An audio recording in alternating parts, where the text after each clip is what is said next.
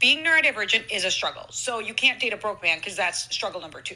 You can only have one struggle, okay? And your struggle is already the fact that you're neurodivergent. I literally say this all the time and it just pisses men off. But the reality is, if you have a partner who has ADHD or autism, it's not just a quirk that you like. They also have much higher needs in comparison to someone who's neurotypical. And for neurodivergent women, it is much harder to fulfill that quote unquote housewife role because of the fact that you're neurodivergent, and they don't seem to understand that. Like, I try to explain to them that if I'm married, I will not be doing all the cooking and cleaning. I will literally crash out. I will burn out. I'm not neurotypical. I can't fucking handle it. I need to be taken care of. I'm so sorry. I need someone to clean for me. I need you to get a maid. Otherwise, my mental capacity is going to be so low that every time you come home, I'm gonna crash out on you. I'm gonna have a meltdown, like 100%. Oh my god. Or when I talk about the topic of birth or having children, one, if you're neurodivergent, you're probably more paranoid about a lot of the risks that you might be subjected to in having children. And that is me. I am literally like, it's obsessive and it's compulsive. It's an issue for me. I actually have a genuine paranoid fear of having birth. And because of that, I have a lot of expectations I want to meet when it comes to my medical needs when I'm giving birth. And the only way I'd be able to fulfill that is if I had a partner with enough money to give me those resources so that I prevent any tearing, any harm to my body, any medical complication. I think a lot of neurodivergent people in general just have a lot of medical anxiety to begin with, and they like to take those precautions. And then second of all, when it comes to the topic of having children, those first 1 to 3 years when you have that baby, holy overstimulation. Like, I try to explain to men that I would prefer to have a partner who works a remote job or is making some form of passive income so he can stay home with me those first years after I give birth to the child so I can have fucking help. Either that or he helps me by getting a night nurse and like a maid and things of that nature. And they're like, oh my god, you're so lazy. No, I'm not lazy. I'm gonna crash out on the child if you don't give me those resources. Like, leaving that responsibility to me and me alone is gonna be so overwhelming,